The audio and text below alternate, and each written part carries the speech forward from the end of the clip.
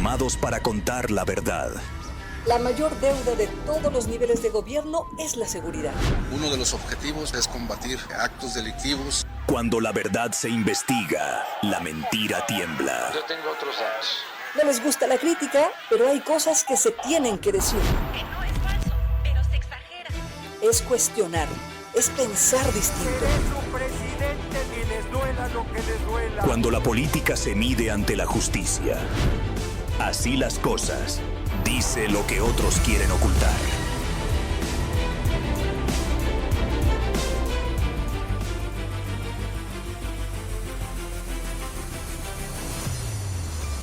Ocho de la mañana con 1 minuto en el tiempo del centro de la República Mexicana. Hoy viernes, que te quiero viernes.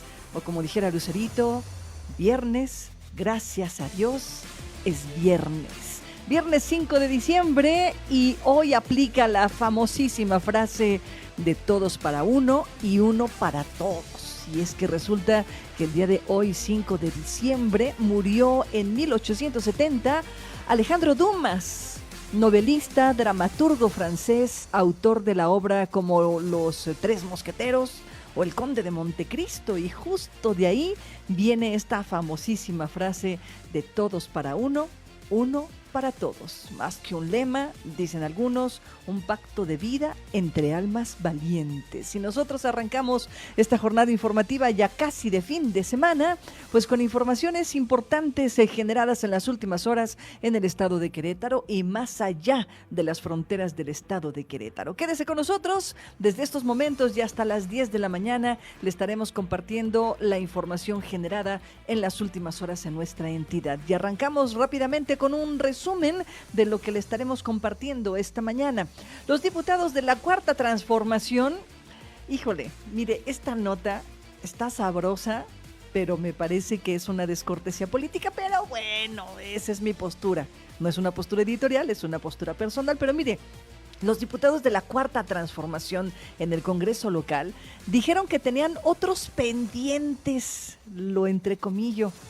Hay otras cosas prioritarias por atender, por lo que la iniciativa de la que le platicamos el día de ayer, la iniciativa en materia de seguridad ingresada por el gobernador del estado, Mauricio Curi, tendrá que esperar. Algo así como, fórmese señor, por favor, porque hay otros esperando.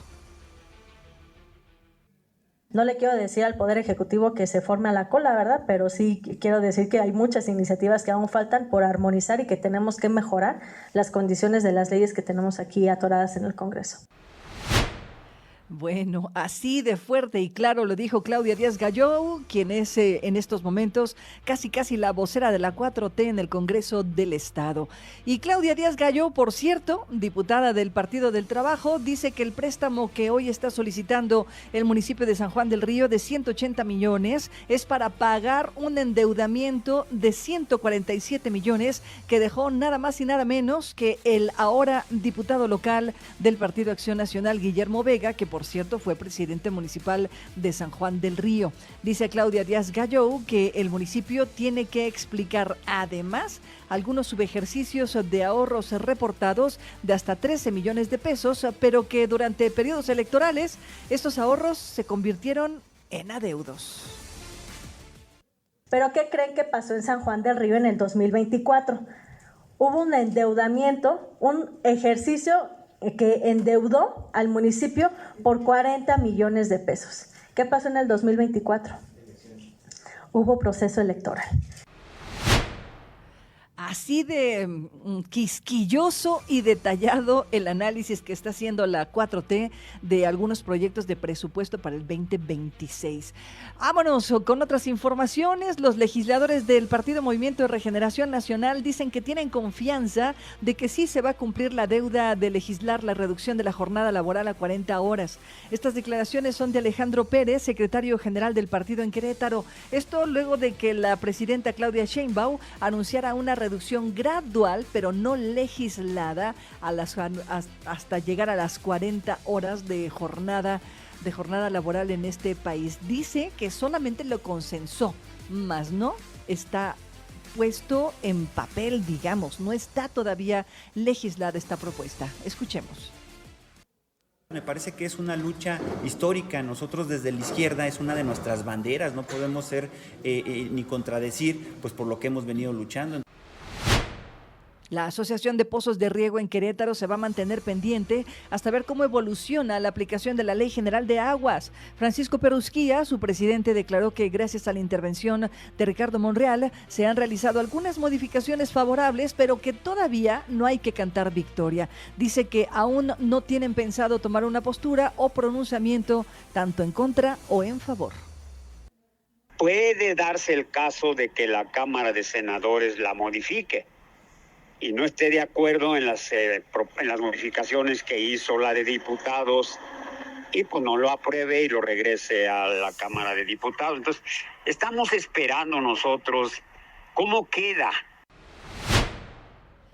Y bueno, seguimos con informaciones de carácter nacional y esto luego de que Agustín Dorantes el día de ayer en el Senado de la República pues votara a favor de Ernestina Godoy como nueva fiscala de la República Mexicana. Hubo mucha división al interior de la fracción parlamentaria de Acción Nacional en la Cámara Alta, allá en el Congreso de la Unión, pero dice Agustín Dorantes, senador del Partido Acción Nacional por Querétaro, esto no es un cheque en blanco.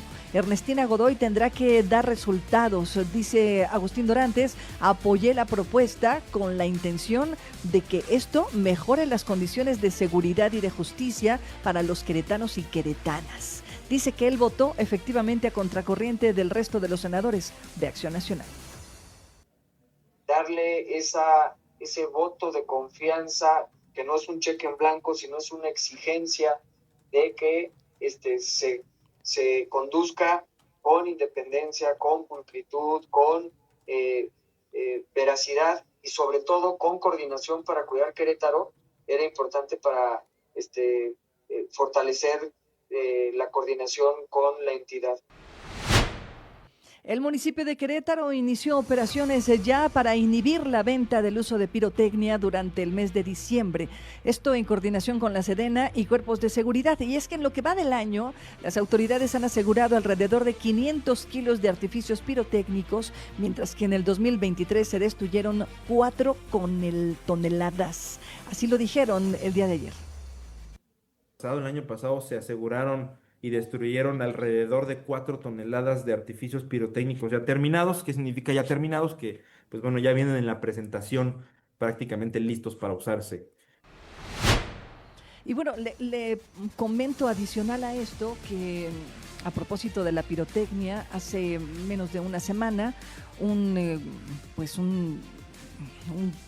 pedazo de pirotecnia explotó en una comunidad y desafortunadamente hirió de gravedad a un pequeño, a un chiquito menor de edad que en estos momentos está en valoración. Desafortunadamente este niño perdió un ojo, están buscando la posibilidad de salvarle el otro ojo, pero quedará marcado para siempre. Su carita está quemada, perdió un ojo y bueno, me parece que las autoridades se han tardado respecto a la regulación de la pirotecnia aquí en el estado de Querétaro, como también se han tardado con la ley de protección animal. Mónica Huerta, abogada penalista que manejó el caso de Atos y Tangos, estos 2 animalitos de rescate que trabajaban con la Cruz Roja y que fueron esenciales en el rescate de algunas personas que se encontraban bajo los escombros durante los terremotos del 2017, dice que luego de un amparo, la pena en contra del tipo que los envenenó, pues se redujo al mínimo. Le están dando, le redujeron la condena de 10 a 4 años, pero es una sentencia conmutable si es que este hombre paga por lo menos 10,000 pesos. Vamos a escuchar. No se entiende bajo qué fundamento o argumento un abogado pueda refutar la opinión de 3 expertos que justificaron punto a punto cuál era el monto de la reparación del daño. Son las 8 de la mañana con 10 minutos y nos vamos a ir a un corte rápidamente para regresar con información generada en el Estado y en la República Mexicana. Por favor, no se vaya, quédese en esta sintonía. Está usted en el espacio correcto. Así las cosas, Querétaro. Por supuesto, por W Radio. Voy y vengo.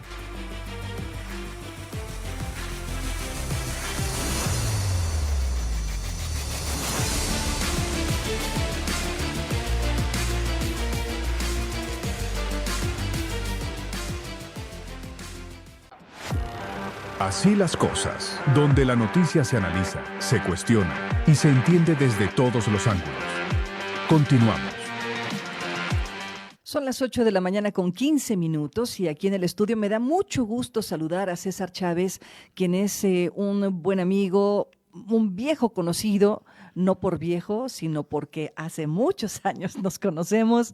Mi querido César, me da mucho gusto saludarte aquí, abrir los micrófonos de W Radio para tu expertise y para tu sabiduría y conocimiento. ¿Cómo estás? Bien, bien, Claudia. Buenos días. Gracias por la invitación y darme la oportunidad de compartir un poco el conocimiento. Muchísimas gracias, César. Gracias. César, ahí como lo escucha, fue funcionario durante muchos años de la Semarnat, un funcionario federal que conoce una muy buena parte de la República Mexicana y particularmente algunos lugares en donde desafortunadamente la dinámica del ordenamiento ecológico hoy está cobrando facturas importantísimas, y me refiero particularmente a Querétaro. Estos ordenamientos ecológicos que desafortunadamente no han sido escuchados, que no han sido atendidos, y ahí tenemos los desastres naturales, que más bien los desastres que se han ocasionado a propósito de fenómenos naturales. ¿Lo dije mejor, César? Sí, efectivamente, porque el ordenamiento ecológico está directamente relacionado con los cambios de uso de suelo. Y los cambios de uso de suelo es el factor, uno de los principales factores que incide en agrandar los fenómenos climáticos y en especial los hidrometeorológicos. Claro, claro. Por eso la importancia de respetar los ordenamientos ecológicos. Oye, pero eso no ha pasado y no ha sucedido en los últimos 20 años, diría yo, en la ciudad de Querétaro, particularmente en la zona metropolitana. Bueno, también hay graves problemas en la zona serrana hoy, después de unos 10 años que las cabeceras municipales han crecido de manera exponencial. Estoy pensando, por ejemplo, en Pinal de Amoles y Jalpan de Serra, particularmente. Sí, mira, el ordenamiento ecológico es el principal instrumento de política que induce y regula los usos de suelo fuera de los centros de población. El ordenamiento ecológico establece políticas en el territorio. Existe un ordenamiento ecológico nacional, el estatal y se baja al municipal. Los tres deben ser compatibles entre sí. Uh-huh. El ordenamiento ecológico, en resumen, es hacia dónde va a crecer la ciudad. ¿Sí? Ok. Ese regula los usos de suelo fuera de los centros de población, es decir, o sea, lo que ya está construido. Hacia dónde queremos que crezca y bajo qué términos. Ok. Todos los ordenamientos tienen políticas, básicamente la de protección, que está destinada, como su nombre lo indica, a proteger básicamente las áreas naturales protegidas, sean federales, estatales o municipales. La política de restauración, que se enfoca a restaurar los terrenos degradados. La de desarrollo urbano, que es la que permite solamente el uso urbano, donde cabe el uso industrial, habitacional. Y aquí en el municipio de Querétaro hay una política que es muy relevante, que es la de salvaguardia y riesgo. Esta está orientada precisamente a regular los usos de suelo donde existen actividades que ponen en riesgo la salud o daños a la infraestructura. El caso del relleno sanitario tiene una política a su alrededor de salvaguardia y riesgo por los riesgos que implica la salud. Claro. Aquí hay mucha confusión. Cuando se habla de ordenamiento ecológico, regularmente se piensa que son los usos de suelo. No. El ordenamiento ecológico te asigna una política a un cierto territorio. Y esa política es la que te asigna qué usos son compatibles y cuáles no. Por eso la importancia de que se respeten estos instrumentos de ordenamiento ecológico, los municipales. Yo no puedo pedirle un cambio de uso de suelo, por ejemplo, en un territorio que tenga una política de aprovechamiento sustentable, que está básicamente referida a las actividades primarias. Ok. Yo puedo pedir un cambio de uso del suelo porque se me ocurre allí y tengo la intención de hacer un desarrollo. Si la política no me lo permite, el municipio obviamente no me lo va a autorizar. Eso en teoría. Sí, bueno, sí.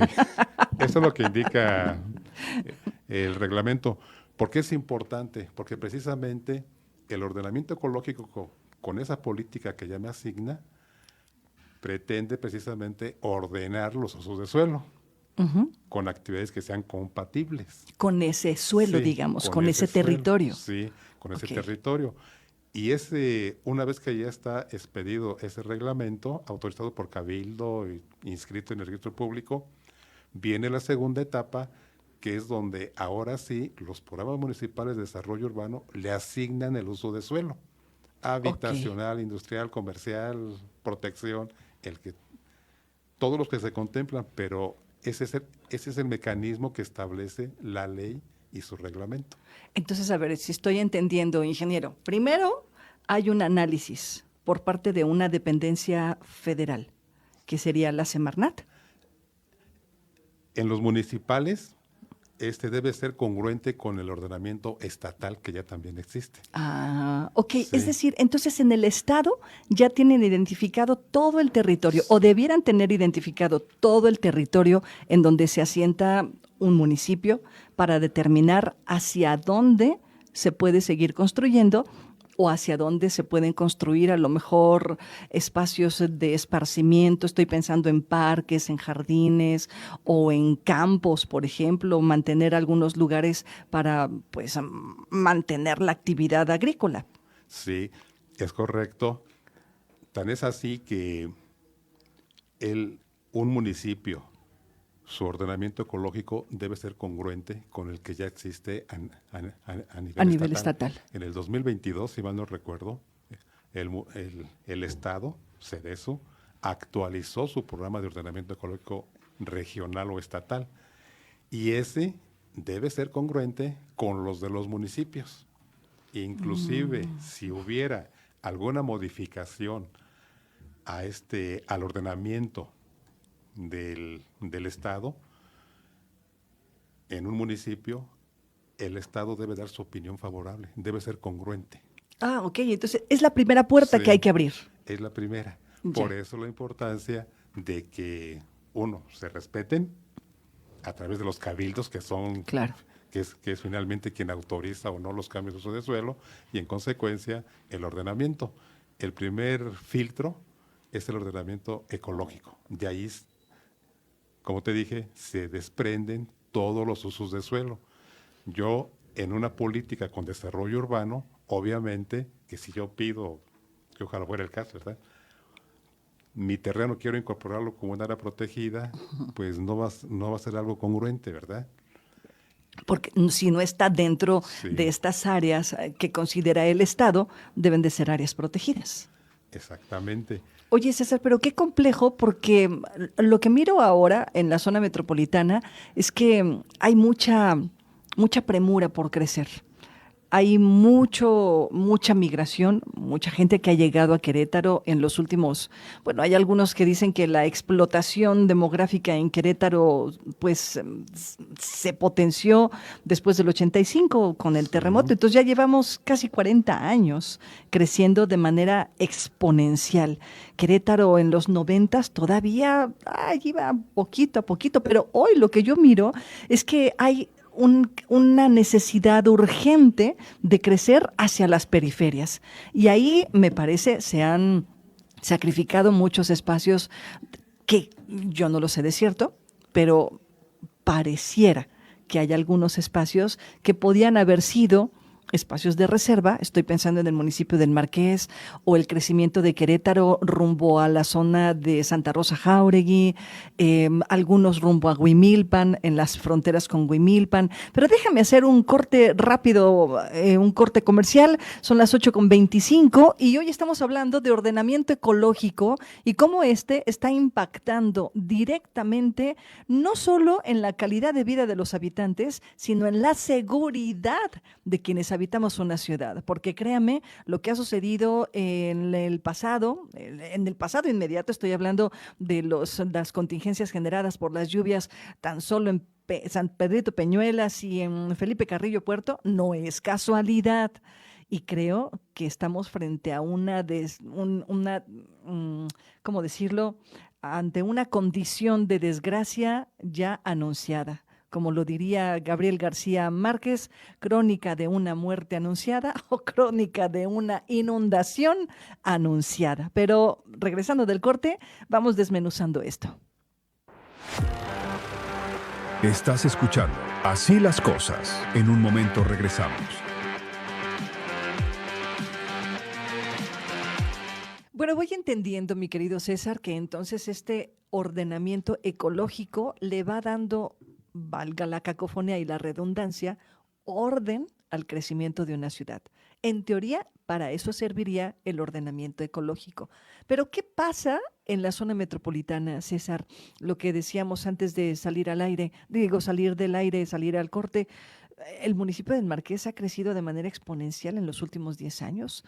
Centros comerciales, fraccionamientos, desarrollos habitacionales en todas las periferias, que si tú vas a la zona del Marqués, pues ya hay pocos espacios naturales en donde pudieras pensar que hay reservas que contengan la llegada de aguas que están llegando de manera cada vez más violenta a propósito del cambio climático, que algunos dicen es un mito, mi amigo Donald, no es cierto, dice que es un mito, pero a ver, lo cierto es que en Querétaro lo estamos viviendo. Y para muestra, Peñuelas y Felipe Carrillo Puerto, que históricamente se ha inundado cada vez más grave.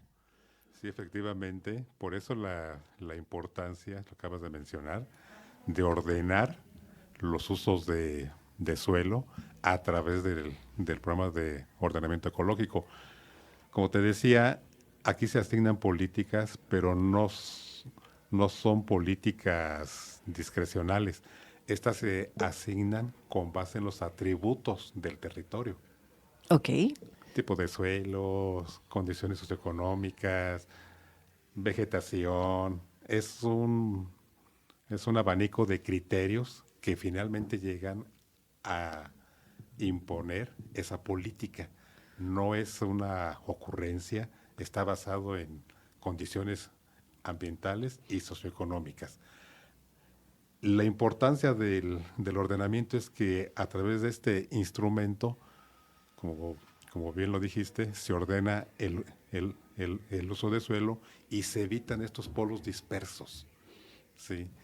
Estos polos dispersos que al final de cuentas van a demandar servicios públicos, transporte, residuos, agua, luz, y eso pues trae consigo un incremento precisamente en el costo de los servicios públicos.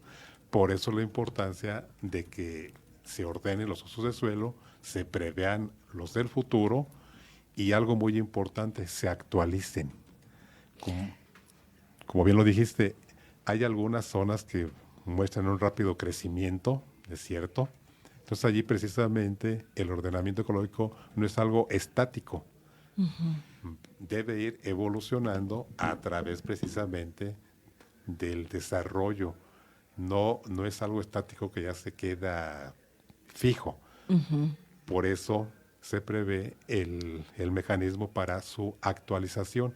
Y en esta actualización interviene Semarnat, interviene Sedeso, el municipio a través de los cabildos. Oye, pero en estos momentos, César, voy a hacer una pregunta muy infantil, muy niña. Pero en estos momentos, ¿qué ordenamos? O sea, es decir, en la zona metropolitana, ¿hacia dónde tendría que estar dirigido este crecimiento de la ciudad? O bien, ¿hacia dónde tendría que estar regulado a través de candados, supongo yo, el tema del ordenamiento ecológico? ¿Cómo para dónde crecemos? Mira, eso es una pregunta. En lo que he visto, que me ha tocado participar, aún existen zonas. No digo... ¿Todavía hay zonas hacia dónde crecer? Sí, dependiendo precisamente de los atributos del territorio. Del terreno, ok, sí. Entiendo. Existen. Lo que se debe hacer es precisamente actualizarlos. Ok, ¿sí? ok. Y en esa parte, insisto, intervienen los cabildos, los regidores. Ellos son los que autorizan o no esas actualizaciones o modificaciones. Tiene que no se entienda que es unilateral, deben contar con la opinión precisamente de Sedeso. Ok. Decíamos hace rato que es la primera puerta que hay que tocar. Sí. Y si ese ordenamiento ecológico incluye dentro del territorio municipal un área natural protegida federal, requiere también la opinión de Semarnat. Ya. En el caso de Querétaro, tenemos el cimatario, Peña Colorada, sí. Por ese simple y solo hecho, se le debe invitar a Semarnat a que participe en su actualización. Oye, pero Corregidora ha habido... igual. Corregidora también tiene Sí. varios espacios. Huimilpan sigue teniendo muchos espacios. Bueno, ni más ni menos el cimatario está en la frontera con Huimilpan Sí. y Querétaro, ¿no? Querétaro, el Marqués. El municipio del Marqués. Oye, César, bueno, pensando un poco en el futuro inmediato, ¿qué sucede con aquellas zonas en donde, como en la zona metropolitana, no hay espacios justo que permitan digamos, el fluir del agua, como lo vimos con Felipe Carrillo Puerto, lo vimos con Peñuelas, en donde lo que sucedió con las lluvias del mes de agosto fue de dimensiones muy similares a lo que sucedió con las inundaciones del 2000-2003, te acordarás. Sí. En aquellos entonces se activó el plan de N3. Este año se activó de nueva cuenta el plan de N3. En aquellos entonces hubo un desbordamiento de un río, lo recuerdo perfecto. En esta ocasión se desbordaron drenes. Bueno, esto es consecuencia de no haber atendido un ordenamiento ecológico o porque, ¿qué pasó? Sí, en estas situaciones intervienen varios factores. Uno de ellos, obviamente, el no respetar las zonas aún dentro de la zona urbana se permiten ciertos usos, criterios, actividades, estrategias, y una de ellas que se menciona de manera recurrente en los ordenamientos es proteger las zonas de salvaguarda. ¿Sí? ¿Y qué son las zonas de salvaguarda? Salvaguarda y riesgo, aquellas áreas que implican un riesgo para la sociedad, partes altas, donde se originan los escurrimientos, claro, que son resumideros de agua que ayudan a quitarle la velocidad al agua, ayudan a infiltrar arroyos. Esos, desde el ordenamiento, ya está establecido. Ok, ¿sí? ok. Sí, se deben hacer varias medidas. Los fenómenos hidrometeorológicos ocurrieron por diversos factores. Indudablemente, el destinar terrenos que amortiguan esos escurrimientos, pues obviamente aumentan el riesgo. Claro. Eso sin incluir infraestructura, los famosos taponamientos de la red de drenaje. Uh-huh.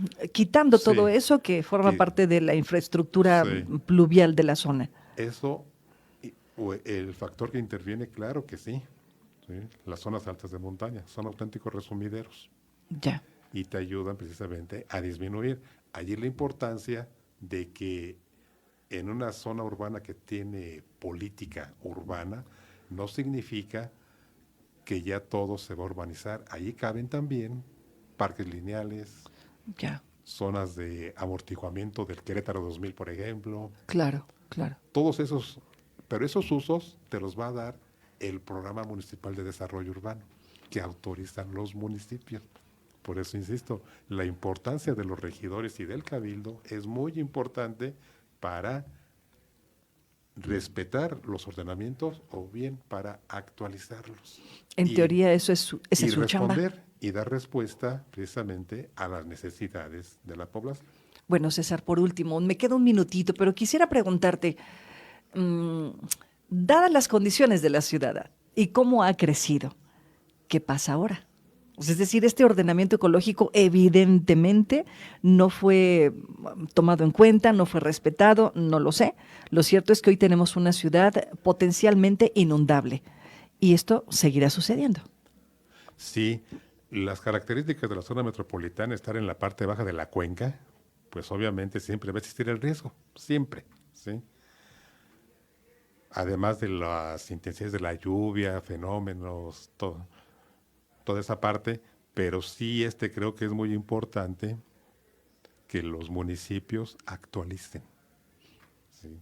Precisamente para prever, corregir lo que está en este momento, usos de suelo que tal vez no se debieron haber dado, corregirlos y actualizar su programa de ordenamiento. No digo para eliminar el riesgo, como te dije, el estar en la cuenca baja, siempre va a existir ese riesgo, siempre. Okay. Pero sí podemos prevenir y reducirlo. Claro, o sea, porque estamos en una olla, ¿no? Somos Sí. como una especie de ollita, llega agua de zonas de Guanajuato, de zonas altas, incluso de Corregidora, del Marqués, llegan a la zona metropolitana, aquí se atoran y pues eso no lo vamos a poder cambiar, pero podemos mitigar un poco el daño. Exacto, esa es la palabra, mitigar, actualizar y darle una vigilancia estricta que se cumpla. Ay, bueno, mi querido César, hoy es viernes. Viernes de deseos. Ojalá las administraciones municipales escucharan esto, que es urgente y necesario, y habrá que preguntarle a Cedesu si efectivamente los municipios van de la mano con esta actualización del ordenamiento ecológico que hicieron ellos, que me dices fue en el 2022. Las actualizaciones, César, por último, ¿tendrían que hacerse año con año o hay un periodo más o menos en el que tendrían que estarse actualizando? No sé, 5 años, cada 3 años. La normatividad establece que se deben actualizar cuando las condiciones cambien. Ay, bueno, entonces tendremos que estar actualizando por lo menos cada año, cada dos años, ¿no? Cuando las condiciones cambien de esa zonificación, se llaman UGAS, Unidad de Gestión Ambiental. Okay. Entonces, dependiendo de su evolución, es cuando se requiere hacer esa actualización. Yo creo que los municipios no fueron a la escuela y no tienen, me parece, idea de esto que me estás diciendo. Además de que, por supuesto, atraviesan los intereses económicos de los desarrolladores inmobiliarios, desarrolladores de algunas plazas comerciales que están, por supuesto, de la mano con los intereses de las administraciones municipales. Pero eso es tema para otra mesa. Mi querido César Chávez, esta es tu casa. Qué gusto saludarte. Muchas gracias, Claudia, y aquí estamos. Cuando me invites, con todo gusto. Muchísimas gracias, mi querido César. Nosotros nos vamos al corte y regresando tenemos información en este espacio, así que no se vaya, no le cambie, está usted en la frecuencia correcta. Estás escuchando Así las cosas. En un momento regresamos.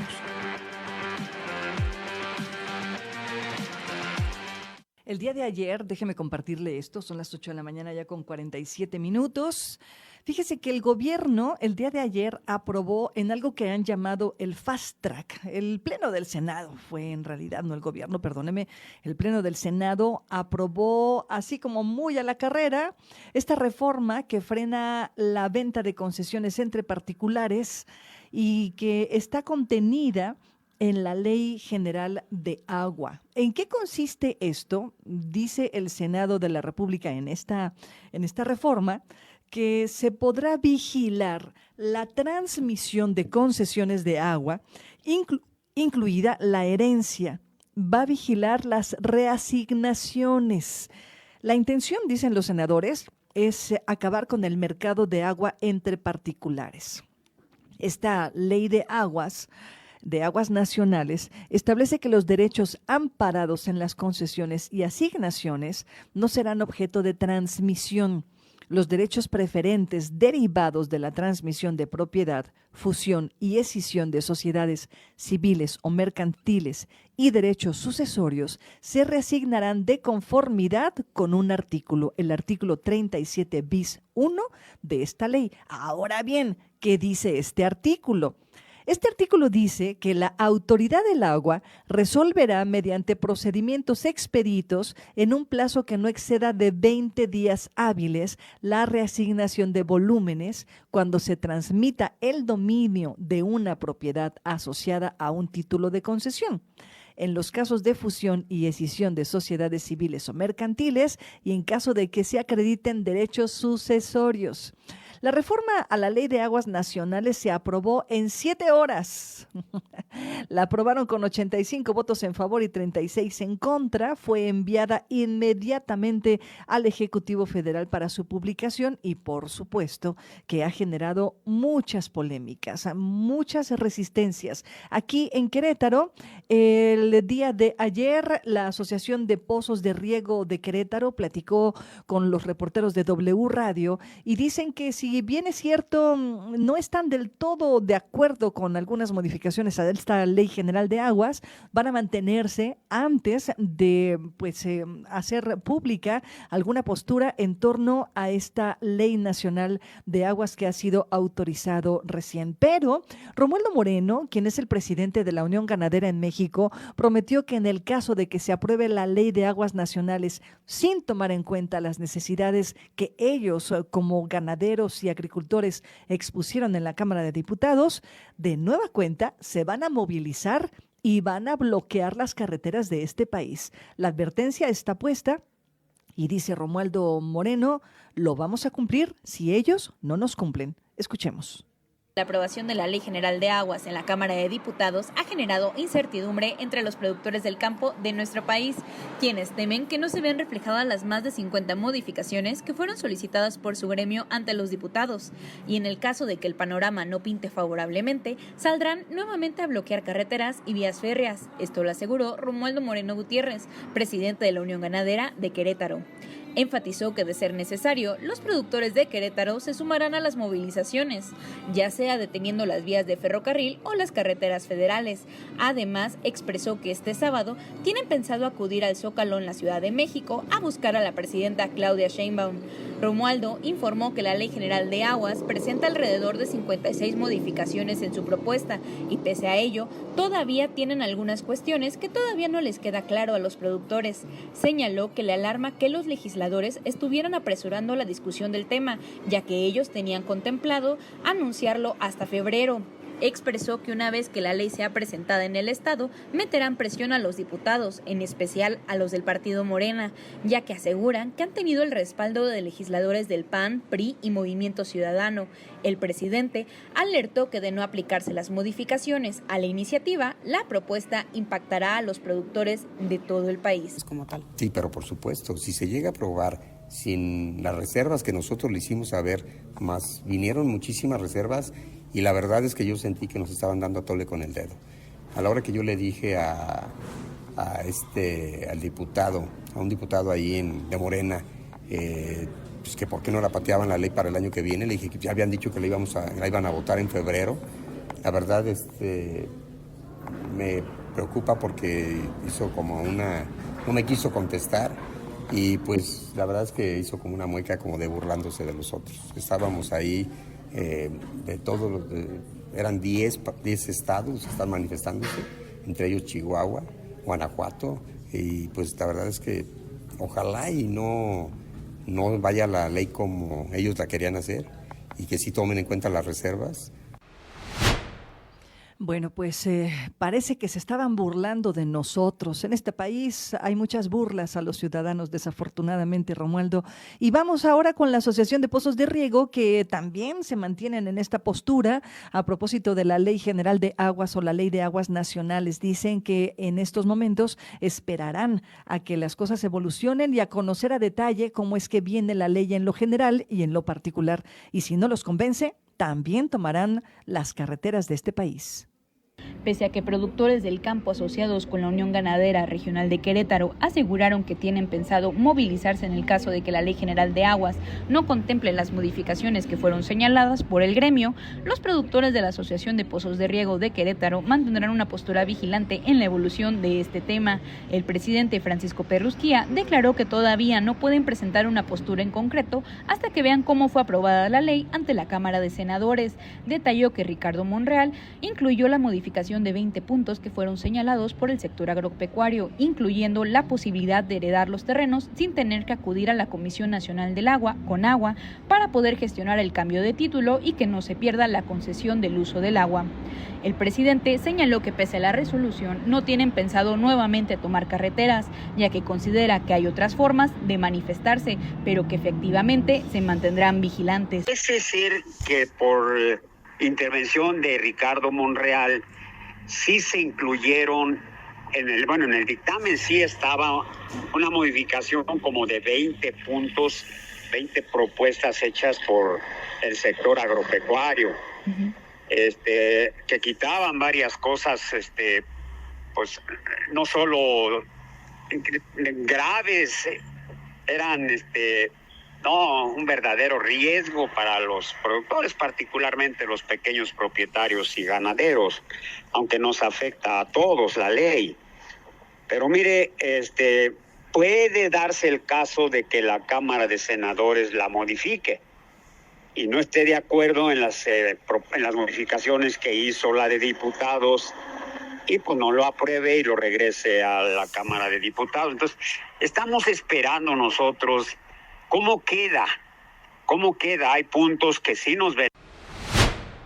¿Cómo queda? Y pues, ¿cómo queda? Aquí el tema es que la ley, desafortunadamente, como bien lo dicen algunos productores y agricultores, no está considerando las necesidades de algunos sectores. Ojo, pero habrá que revisar con detalle cuál es el propósito real, si la ley lo que busca es evitar la transferencia y el negocio entre particulares, porque ojo, desafortunadamente quienes han hecho negocio con el agua son precisamente aquellos que tienen la posibilidad económica.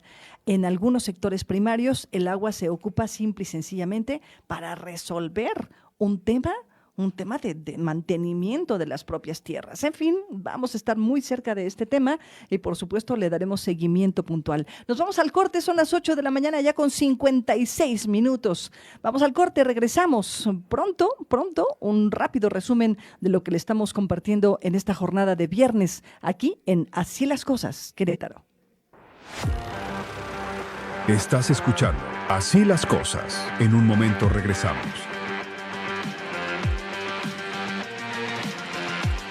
Bueno, pues me da mucho gusto recibirle de nueva cuenta en este segundo bloque informativo. Son las 9 de la mañana con 4 y si me permite vamos arrancando con un rápido resumen de lo que le estamos compartiendo en esta jornada informativa de viernes. Gracias a Dios, es de viernes.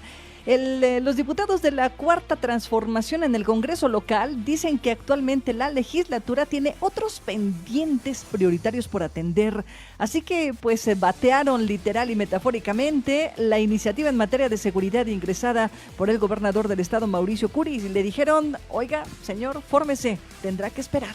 Claudia Díaz Gallou, diputada del Partido del Trabajo, señaló que el préstamo que hoy en día solicita el municipio de San Juan del Río por 180 millones de pesos deriva en el endeudamiento de 147 millones de pesos que, por cierto, dejó el diputado local de Partido Acción Nacional, Guillermo Vega, cuando fue presidente municipal. Dice Claudia Díaz Gallou, además habrá que revisar que pues hay algunos subejercicios de ahorro reportados de hasta 13 millones de pesos, pero que durante el periodo electoral estos 13 millones de pesos se convirtieron en adeudos.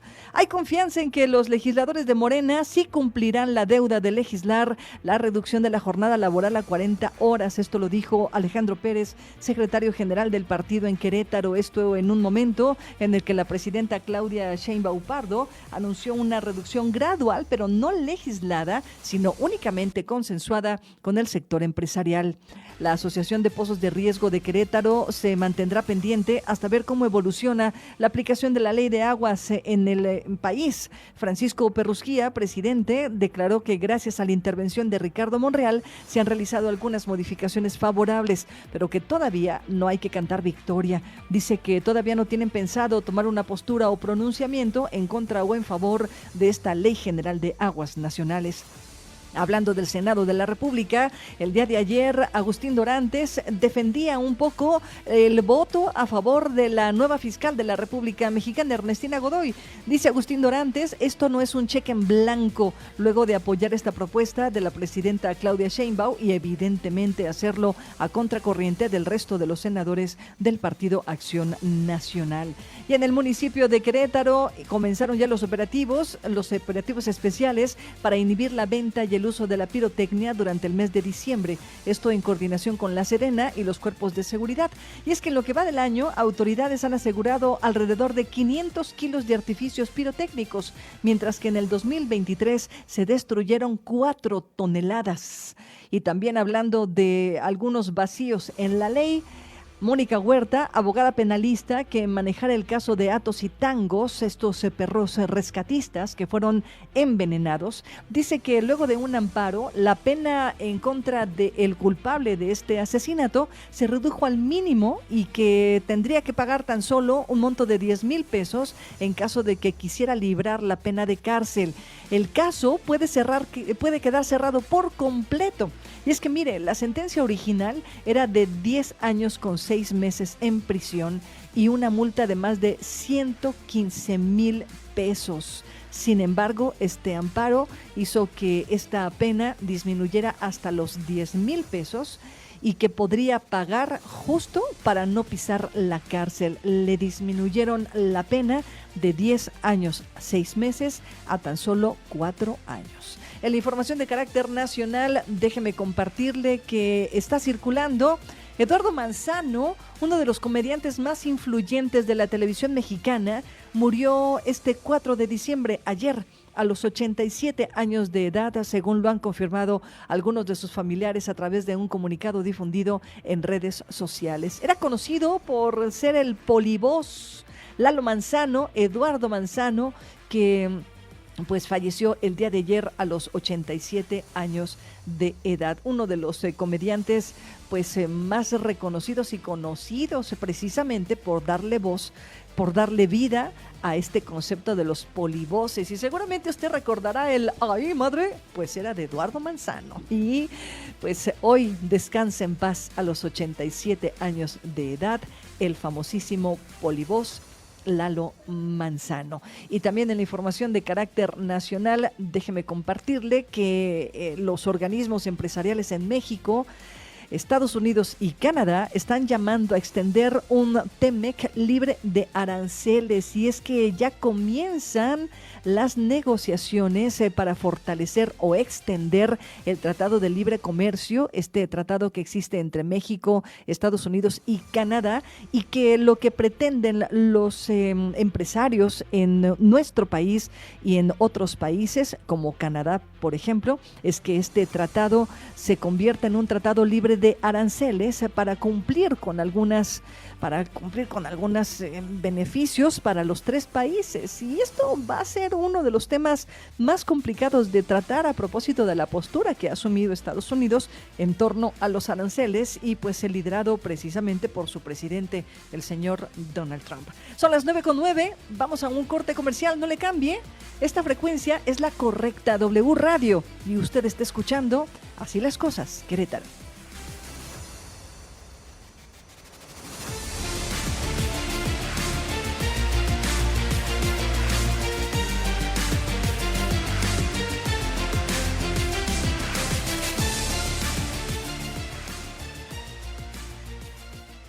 Pues son las 9 de la mañana con 15 minutos y como todos los viernes, Khalid Hernández y Oriana Rodríguez Martínez. Híjole, algo tengo con tus apellidos, mi querida Oriana. Oriana Martínez, bienvenidos, chicos. ¿Cómo estás? Muy bien, ¿y tú? Muy bien, muy bien. Qué bueno, ¿cómo te fue en los nortes? Muy padre. Comí re harto. Oye, Torreón es una ciudad linda, lo platicábamos fuera del aire, ¿no? En perspectiva, sí es linda. Hay que ampliar el concepto. Sí, es muy linda. Mi querida Oriana, ¿cómo estás? Yo pues aquí, ahora sí que de intrusa, estoy muy contenta de estar acá y pues de compartir acá con el maestro Khalid y que nos cuente todo el chisme del norte. Muchas gracias, chicos. Khalid, vamos a hablar sobre la centralización de la cultura. A ver, ¿cómo es eso? ¿Cómo definimos eso? Porque uno piensa en la centralización y pensamos en la centralización de servicios, por ejemplo, en la centralización de la obra, en la centralización de los beneficios, en la centralización desde la política, pero cultura también. Sí, o sea, prácticamente creo que es toda una concepción de la centralización del poder, ¿no? El poder hegemónico que, en teoría, México ha pasado después de los años 30 un proceso de descentralización. O sea, sí hizo la nacionalización de los bienes, pero después viene toda esta idea de como de repartir el poder, ¿no? En teoría. Porque esto no solamente es en el tema cultural, bueno, en cultura en general, sí. Implica que el Estado justo le dio atribuciones a los estados y a los municipios y cada uno tiene una repartición justo de, todos tienen su secretaría, no sé, de Hacienda, bueno, no, perdón, su secretaría de Obras Públicas, su secretaría de Cultura. Entonces lo tenemos a nivel municipal, a nivel estatal, a nivel federal, ¿no? Esa es la idea, como que repartes y cada uno tiene autonomía y puede hacer y ejercer, en la teoría. Pero la realidad es que seguimos reproduciendo como este modelo colonial que se sigue centralizando todo en la capital, que fue un esquema que se estudió en el virreinato justamente para repartir como todo el poder. Y es muy chistoso porque nos han vendido esta idea de que cada estado tiene su abastecimiento cultural, también tiene sus cuestiones políticas, regionales. Se divide el país en varias regiones. Nosotros pertenecemos a la región 4, que es Centro-Occidente, que muchas veces es para Jalisco, San Luis Potosí, Guanajuato, Aguascalientes, Zacatecas, me parece. Casi de refilón Zacatecas, pero sí creo que sí está como incluido. Y luego, yo por ejemplo, que estaba en las ANUYES, que es la Red Nacional de Universidades de Calidad, pues va para el otro lado, va Puebla, para Guerrero, Tlaxcala. Bueno, la idea es que en esas regiones, pues como tenemos similitudes culturales, nos agrupamos y tomamos decisiones. Pero bueno, eso es como lo general, lo que sería la centralización y la idea de descentralización, es concentrar el poder. Pero eso es en teoría, ¿no? Y entonces, bueno, en el tema cultural, pues ya ven que me fui la semana pasada de pata de perro a Torreón. A Torreón, que fui por un proyecto que se llama La Libre, muy bonito, que es un proyecto autónomo. Entonces, esto se desprende justamente de la idea de la descentralización. En teoría, pues el gobierno federal dijo, no, pues cada estado tiene y les da una lana. Pero la verdad es que en teoría nosotros tenemos que participar con proyectos para bajar ese recurso. Entonces, aquí la pregunta es, si no tenemos como las autoridades competentes, pues no participamos para bajar ese recurso, el cual no llega a museos, no llega a galerías, no llega a teatros, no llega a la gente que se está formando en arte o a los profesionales del arte. Y entonces, ¿qué es lo que sucede? Pues lo que hablábamos también la primera vez. Tiende a haber células que aparecen como estas galerías independientes, proyectos independientes, con la participación de recurso privado. Ya, eso fue la Libre, que es un proyecto de Torreón, que es una biblioteca de arte, filosofía y ciencias especializadas. Qué padre. La verdad que sí. Pues eso fue de un grupo de artistas que pues al ver que no había nada, se organizaron y empezaron a jalarse con sus amigos de la primaria, de la secundaria, de la prepa y de la universidad que tienen Billuyo, porque pues en Torreón hay Billuyo. Sí. Pero justo como no ha habido un clima cultural, pues bueno, ellos proponen y entonces hacen como alianzas con instituciones, por ejemplo nosotros que trabajamos en el CECRITIC de la UAC, que es el Centro de Estudios Críticos en Cultura Contemporánea, pues eso, nos hablan y dicen, oye, tírame paro, ven, te cubrimos los viáticos, no te podemos pagar la charla, pero pues ven y dar un taller, dar una conferencia o algo. Oye, y la paseada nadie te la quita, ¿no? No, y la comidita, el famoso lonche de pierna, qué delicia. O sea, ya entiendo por eso siempre que están diciendo que en Querétaro no se come rico. Pero es que la verdad sí se come muy rico afuera de Querétaro. Es que en cada esquina, o sea, me llevaron a muchas cantinas. Allá se estila mucho el refresquito de la tarde, ¿verdad? Oye, ¿no te llevaron a comprar un aguacelis? No me llevaron. O sea, bueno, me dijeron. Pero yo preferí ir a la cantina, la verdad, disculpen ustedes. Es que, Para un agua de Jamaica. Una agüita de Jamaica. Cantina, claro. Y pues justo eso, por ejemplo, pues aquí Oriana nos puede platicar como del tema del teatro. Yo, por ejemplo, en las artes plásticas, existe este tema de que hacemos estos grandes museos, como el Museo del Desierto y todo, que están descentralizados, están fuera de la capital, pero hay que tener claro, por ejemplo, en el caso de la cultura, los grandes museos, los grandes teatros, los grandes espacios de conciertos. Ya vi que anda por aquí la Dua Lupita, que ya es mexicana, la Dua Lupa, sí. Pues todo sucede en la Ciudad de México. Eso, que todo sucede en la Ciudad de México, esa es la centralización. Oye, pero fíjate, estoy pensando, Khalid, Oriana, cuando hablamos de centralización, efectivamente pensamos en la centralización del poder. Consecuentemente, en este contexto, la centralización de la cultura. Pero entendiendo la centralización de la cultura como este punto de partida de las instituciones, de lo establecido, pero estoy pensando en todas las manifestaciones, pensando en la cultura como una manifestación creativa del ser humano.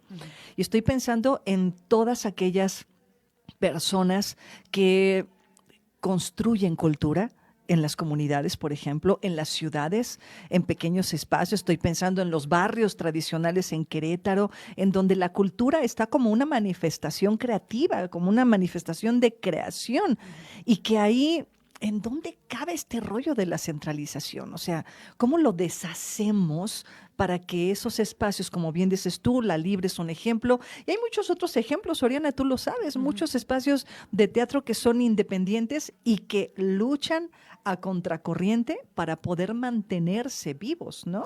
Sí, yo creo que todo tiene que ver con política pública. La verdad es que, justo, como lo mencionas, en teoría la política pública es todo ciudadano puede llegar y solicitar y tiene el abastecimiento por derechos culturales, ¿no? En teoría. Pero también no sé qué tan sano sea eso. O sea, justo pienso, o sea, no nos abastece el Estado de todo lo que requerimos culturalmente. El presupuesto es... Lo primero que tasajen es el presupuesto de cultura. Sí. Y dentro de ahí, en cultura, pues bueno, creo que las artes visuales medio se defienden. Teatro se va, dramaturgia se va. Igual los músicos ahí medio, pero pues son tantos y es tan compleja la música. Entonces, ¿qué pasa? Que surgen estos espacios, por ejemplo, entre más lejos de Dios, más cerca de Estados Unidos, una cosa así. Pues es eso.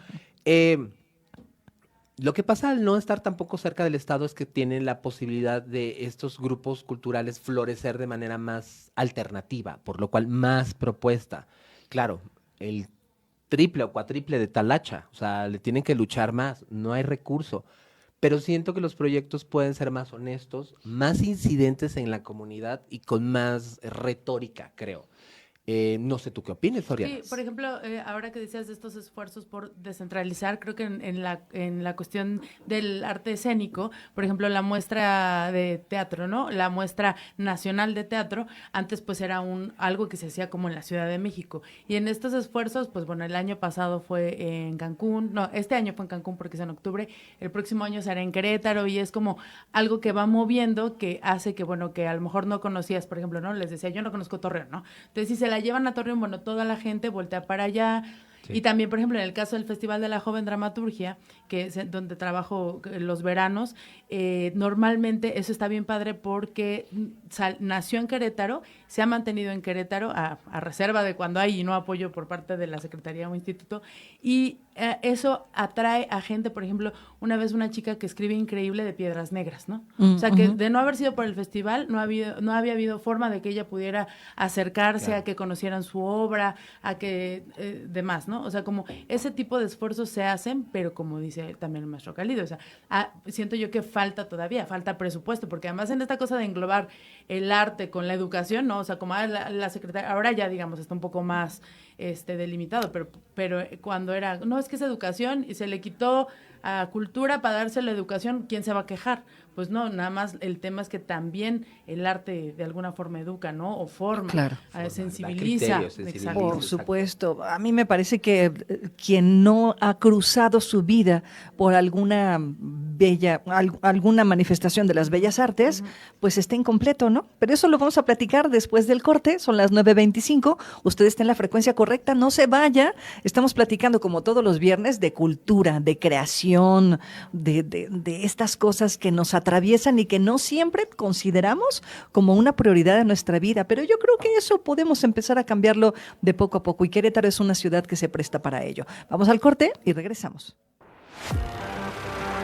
Estás escuchando Así las Cosas. Continuamos.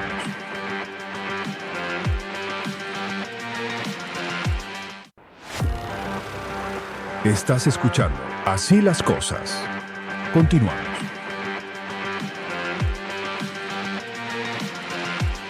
Nueve de la mañana con 30 minutos ya en el tiempo del centro de la República Mexicana y estamos platicando hoy con Khalid Hernández y con Oriana Martínez en este viernes de cultura y hablábamos un poco fuera del aire, ¿qué tan bueno es centralizar o descentralizar la política cultural del estado de Querétaro? Ya deja tú la República Mexicana. En Querétaro, ¿qué tanto tenemos, qué tanta tendencia tenemos para centralizar o no la cultura? Yo te voy a poner un ejemplo.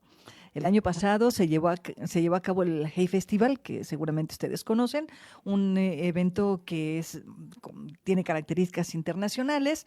La gran mayoría de los eventos los hacen aquí en Querétaro, en la zona metropolitana. Intentaron llevar el Hey Festival a la sierra, pero la neta es que no funcionó. No, está complicadísimo. O sea, la gente que estaba en el evento era gente acarreada de la administración municipal de Pinal de Amoles. Lo sé porque yo estuve ahí. Ajá, pero justo ese creo que es un síntoma de que hay un problema. Claro. O sea, lo vemos en Querétaro, capital, ¿no? Todo está en el centro. Volvemos, está centralizado. Y la ciudad ya cambió y hay que aceptarlo. Y tenemos públicos muy diversos. Tenemos gente del norte que se relaciona con otros. O sea, México es un país multicultural de entrada. Y tenemos que entender que nuestras prácticas son distintas de todo, sur, centro, norte, ¿no? Y entonces existe esta onda. Querétaro tiene este boom industrial, viene un montón de gente a mejorar su calidad de vida, pero no se está invirtiendo en cultura. Y la cultura no es tener eventos culturales. O sea, no es solamente tener el bailable de la exposición, la obrita de teatro, y no demeritándola, porque claro, los artistas su esfuerzo ahí de tener su producción, sino más, o sea, una infraestructura cultural con estrategias, ejes, atención, porque pues evidentemente la cultura no sirve para la prevención del delito, porque genera comunidad, la ocupación del espacio público. Entonces hay otras formas, ¿no? O sea, si tú quieres ir al teatro, piénsatelo, ¿a dónde tienes que ir? Al centro, ¿no? O sea, nada más tenemos el CAC, me parece, ¿no? El de la UNAM. El de la UNAM, que está fuera del centro. Que está fuera del centro. Creo que sí. Hangar. Y el hangar, por supuesto, el super hangar de la UAC. Por cierto, comercial. Y en Corregidora el Teatro de la Pirámide. Pero como es muy cierto, o sea, son espacios que luchan por tener público. O sea, porque, por ejemplo, el CAC, el de Juriquilla, como tiene la gente de Juriquilla y son eventos no de todas las semanas, como que van juntando su público cautivo de la zona para ciertas funciones específicas, ¿no? Y acá, por ejemplo, el hangar, que está funcionando todos los fines de semana y con teatro infantil, pero pues a final de cuentas sufre de audiencia público, porque como dice el maestro Khalid, o sea, es una cosa de educación. Pensarlo, no sé si es un ejemplo burdo, pero por decir algo, cines hay en todas las zonas de la ciudad, ¿no? Así, hacia el norte, hacia el sur, hacia el centro, todos lados. Y la gente va al cine y las salas se llenan. ¿Por qué? Pues porque tenemos esta cultura de que vas y bares, ¿sabes? Restaurantes, sí, la sí, gente exacto, sale, vas, o sea, exacto. donde esté, hay que vamos hasta la Peña de vamos el sábado a la Peña de Bernal. No Claro. está vas tan hacia el normalizado el hecho de decir, hay que ir al cine por lo menos una vez al mes, ¿no? Y por ejemplo, ahora en las escuelas de arte donde está mi hijo, tienen que entregar un reporte. Le digo, es que imprescindiblemente, si eres un estudiante de arte, por lo menos tendrías que estar yendo cada 15 días, ¿no? Saber qué se está haciendo no solo en el centro, como decías, no solo en Cómicos de la Legua, Corral de Comedias, los lugares del centro, ¿no? Sino también, bueno, hacia Álamos, la fábrica. O sea, pensar que así como te cuesta ir al cine, el teatro a lo mejor de pronto puede decir, ay, que es caro, sí, pero el acto de verle, de sentir a las que están en el público, en el escenario, pues es distinto, ¿no? Sí, por supuesto. Ha habido varias políticas públicas justamente que a lo mejor, pues piensa, no hay esa infraestructura de estos teatros que requieren meterle una lana, ¿no? O a lo mejor estos espacios multidisciplinarios que sirven para teatro, danza, deporte, todo. Me parece que ha habido gobiernos que han tenido la idea de ocupar el espacio público, ¿no? Por ejemplo, la doctora Besné, municipal, pues, sí tiene esta afinidad de pues salir a las plazas, salir estos. Tenemos las casas de cultura, ¿no? En las delegaciones, pero no me refiero a ese tipo de esfuerzos, me refiero justamente a el trabajo comunitario. Yo creo que sí hay grupos, y lo sabemos, de que pues tienen un espacio en su comunidad y que tienen un huerto urbano, que tienen talleres de herbolaria, que tienen talleres de educación sexual. Hay una cosa, por ejemplo, que me parece súper interesante. Tenemos que ampliar el criterio de las cosas que enseñamos a una realidad. No se tiene que enseñar, evidentemente, como realmente sucede la vida sexual y el despertar de los niños, pero también, por ejemplo, a mí me tocó hace como 2 años traer un taller que era para prácticas de consumo de drogas o prácticas éticas del consumo de drogas. Y yo decía, ¡ay! ¡Órale! Sí, o sea, ¿sabes? Como que de repente dije, no, la universidad no me va a dejar. Pero a la hora que yo estaba viendo es como personas que ya están mega enganchadas, que no las puedes sacar de ese rol. Sí tratas como de decirle, ok, reduce tus riesgos y de los riesgos de las personas que te rodean. Entonces, una hacerlo práctica de manera ética. inteligente. Exactamente, y para responsable. controlar y tratar de que Órale. ellos vayan teniendo al menos una calidad y no deterioren la calidad de vida de las personas que les rodean. Algo así como, si no puedes contra el enemigo, únete. Sí, un poco ¿no? edúcalo, o sea, como ese rollo. Y me cambió el chip. La realidad es que me empezó a cambiar el chip porque pues te empieza a tumbar tabúes, pero te empieza a situar en una realidad. Es una realidad que vive la ciudad. Oye, fíjate, lo que estás diciendo, Khalid, me hace pensar un poco en cómo a través de la cultura podemos generar revoluciones sociales. O sea, esto que me dices es, por supuesto, transgresor, rompe estructuras y rompe con esta idea que tenemos a propósito del uso de ciertas drogas. No digo que todas quepan en este espacio, seguramente otras son extremadamente destructivas y poco viable su manejo, ¿no? Pero hay otras que posiblemente permitan un buen uso de ellos, una integración social.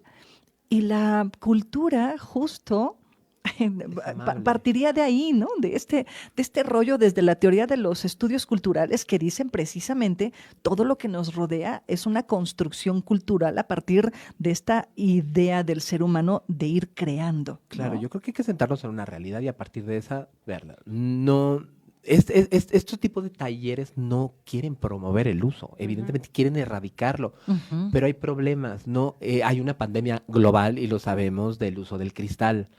Sí. Y la piedra y todo ese rollo, y hay mucha gente muy enganchada, y lo cual no solo es ese problema, es todo lo que detona. Esa piedra, sí, esa droga en particular genera una euforia, una calentura, o sea, eleva la temperatura y tal, distorsiona la realidad, un estado de placer que creo que no se logra con otras drogas, y vienen con ello prácticas sexuales de riesgo. Que por ahí pues, pueden ver el censo actual, Querétaro disparó el VIH por los cielos otra vez. Entonces, hay problemas. Estos espacios culturales, y es bien importante porque son resistencia, y siempre hay ahí, tenemos activistas que están trabajando, que son los que los mantienen vivos. No solamente digo, pues, la exposición, porque, pues, bueno, dan sus talleres de artes plásticas, pues, porque llevan a los niños para entretenimiento, pero ese entretenimiento está formando una forma de ver la vida. Entonces, me parece que descentralizar es importante, es llegar a zonas que tienen conflictos, la gente que se dedica a las artes, a la cultura, busca estrategias que a través de esas herramientas o prácticas artísticas podamos encauzarlas a otras problemáticas sociales, reflexionarlas, tratar de hacerles ver que existen otras alternativas, otras formas, porque casi siempre, y eso es lo que se habla un poco en ciudadanía, es frustración.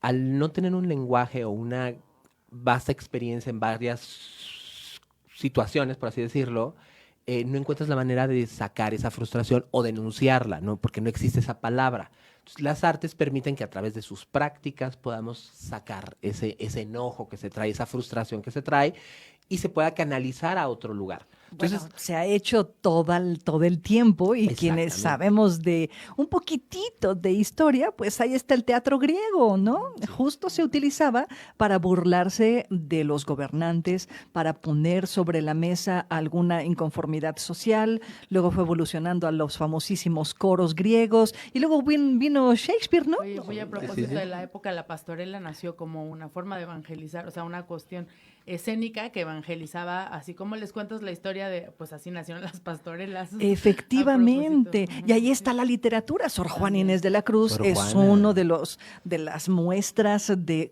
cómo la literatura, el arte, bueno, la danza a través de la capoeira, que también era una manera de pues mira, la propia danza contemporánea, ¿no? Sí, o sea, por ejemplo, el ballet clásico que tenía ciertas estructuras y pues, evidentemente hay cuerpos que no pueden cumplir con eso, pues nace la danza contemporánea. Claro. Y no es como para incluir, es para ver otras expresiones del cuerpo. Oriana sabe más de ella porque yo la iba a ver ahí cuando ella estaba estudiando. ¿A poco bailabas? Sí, ¡Ay, qué chido! Artes escénicas era actuación y danza y pude hacer ambas líneas. ¿Y tú hacías las dos? Sí, o sea, primero hice la de teatro y después hice la...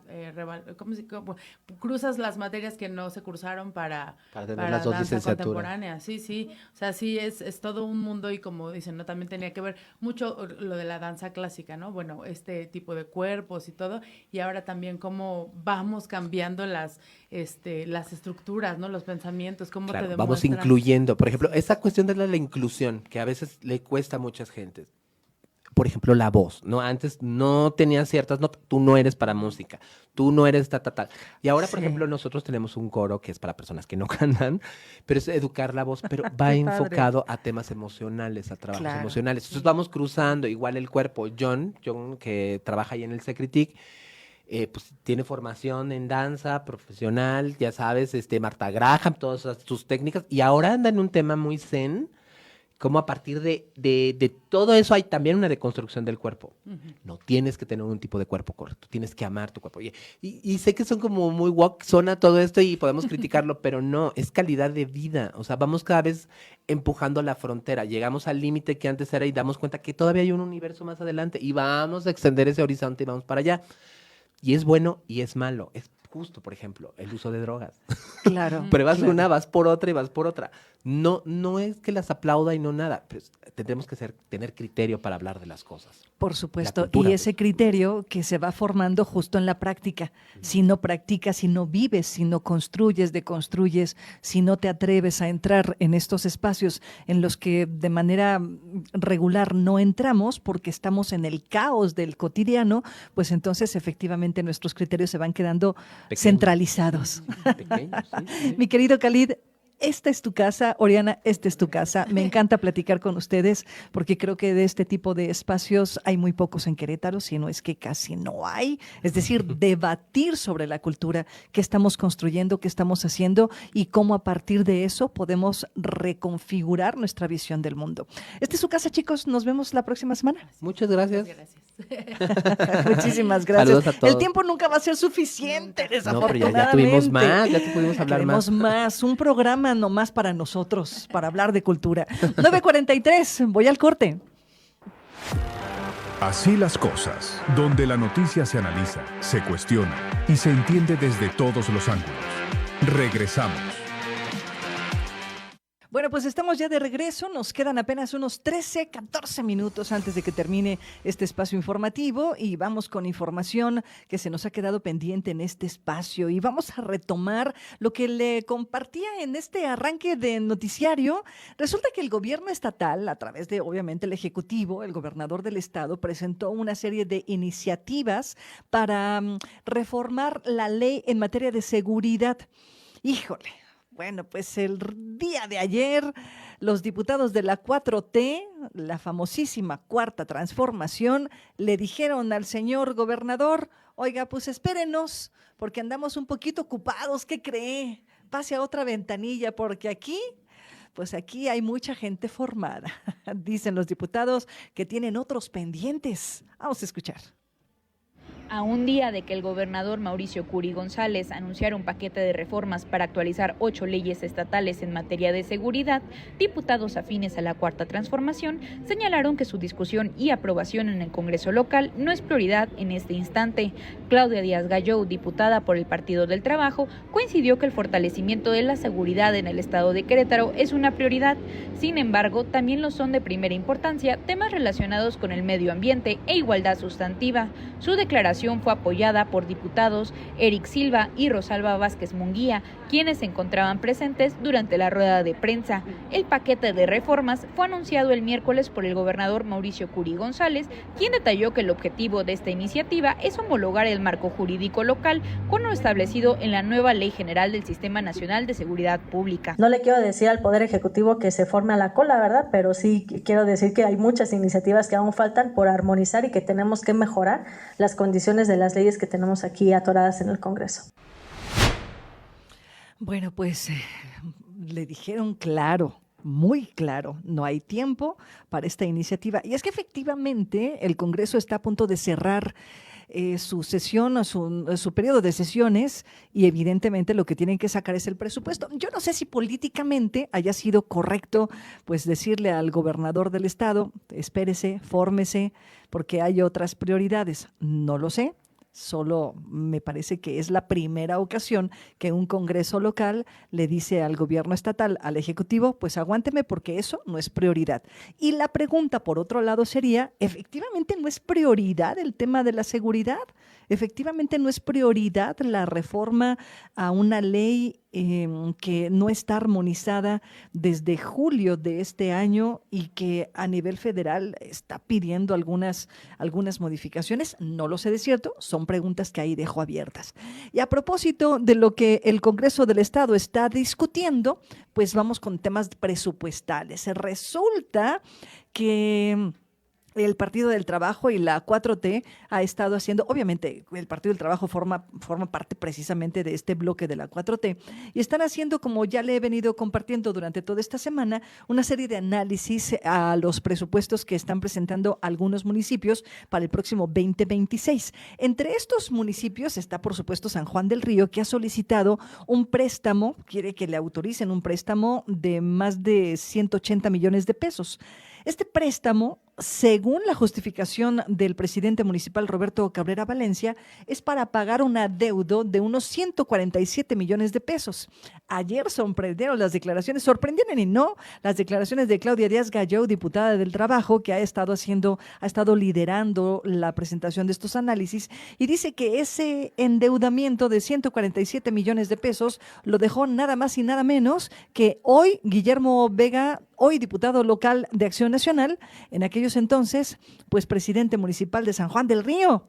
Vaya, un balazo en el pie para el diputado local de Acción Nacional. Es de todo sabido que hay una rivalidad política entre Guillermo Vega y Roberto Cabrera, presidente hoy municipal de San Juan del Río, Guillermo Vega, expresidente de aquella demarcación, y las diputadas y diputados de la 4T le están pidiendo a Roberto Cabrera que explique ¿qué pasa con esos subejercicios que reportan de hasta 13 millones de pesos? Lo curioso es que estos 13 millones de pesos, por poner un ejemplo, están reportados como subejercicios, que significan un ahorro, pero cuando llegan los procesos electorales, esos ahorros desaparecen. Escuchemos. En estos días, el tema en boga en Querétaro tiene que ver con la ley de ingresos de los 18 municipios y la aprobación del ejercicio fiscal 2026.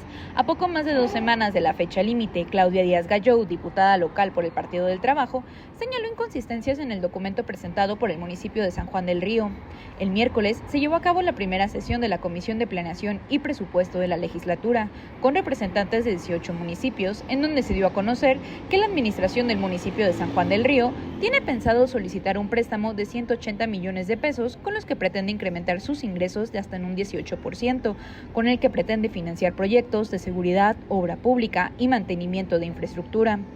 Dentro del periodo para realizar observaciones al ejercicio fiscal, la diputada exhortó al secretario de Finanzas del municipio, Fernando Damiano Ceguera, a proporcionar la información sobre la forma en que se gastará ese dinero.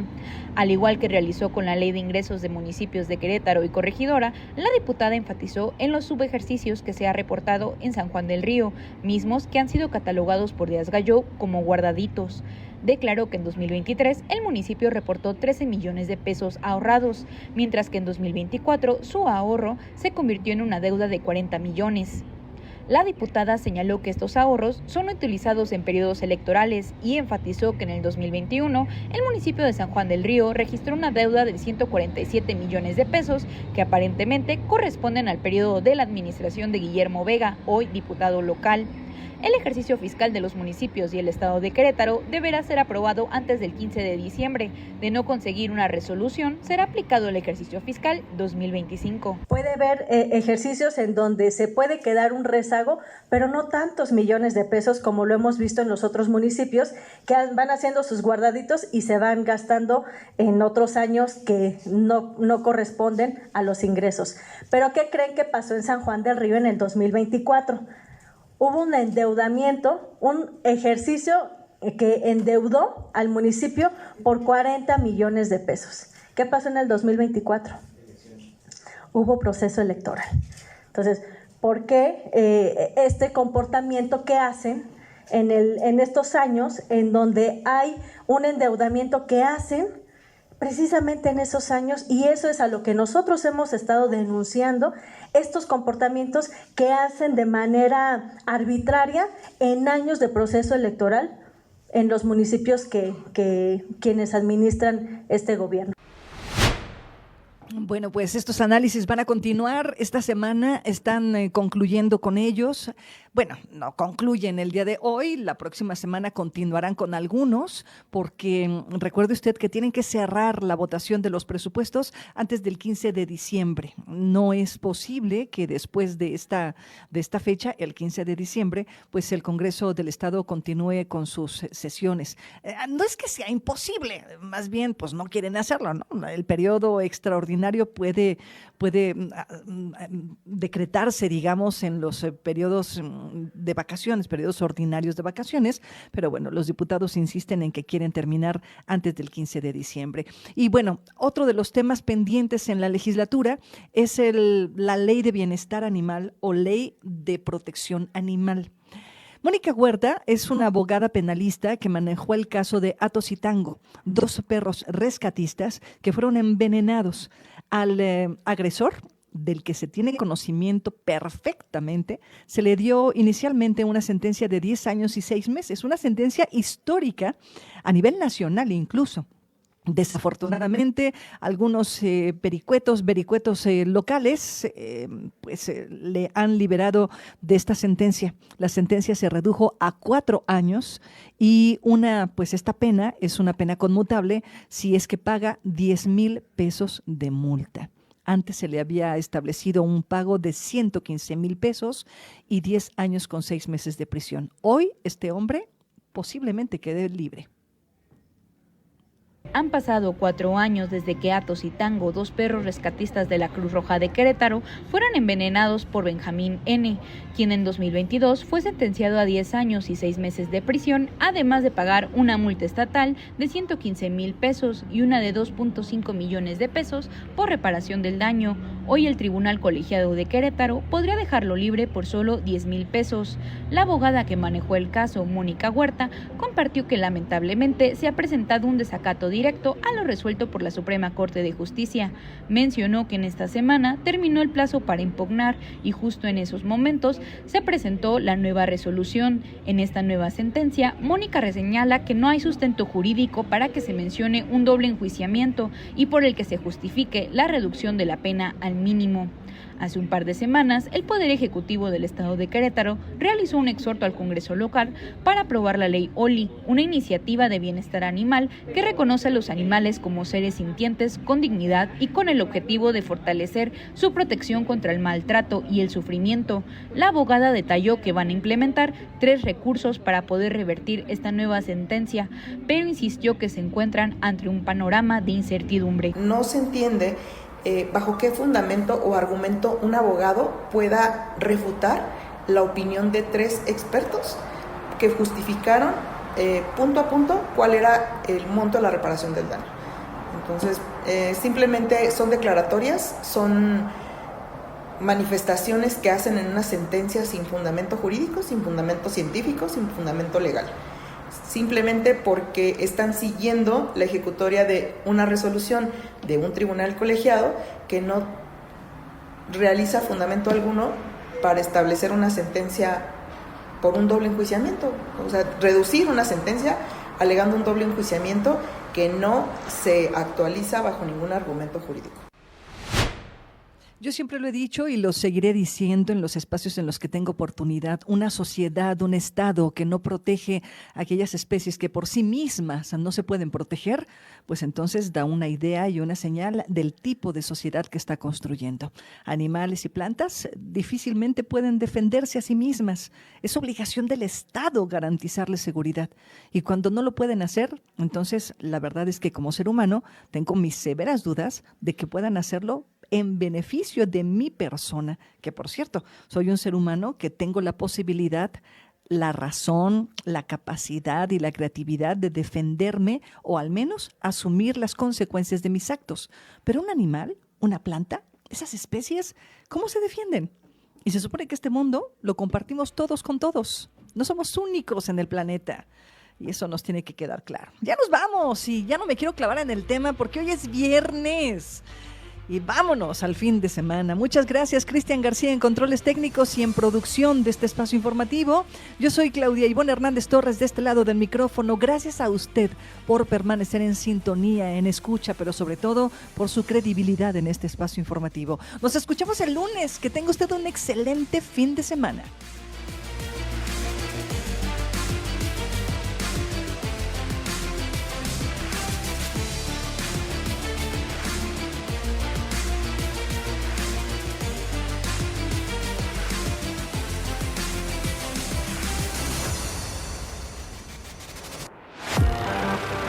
Esto fue Así las Cosas. Gracias por sintonizarnos. Nos escuchamos en la próxima emisión.